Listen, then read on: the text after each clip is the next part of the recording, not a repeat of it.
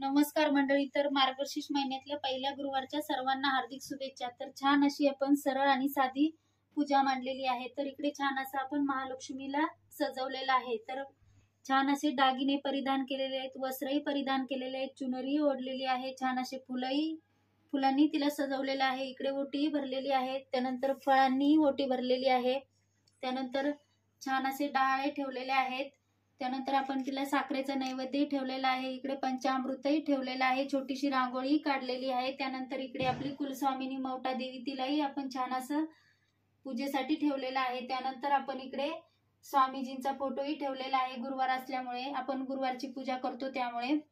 तर सरळ आणि साधी अशी माझी छान गुरुवारची पूजा मी मांडलेली आहे. तर तुम्हाला माझी पूजा कशी वाटते नक्की सांगा.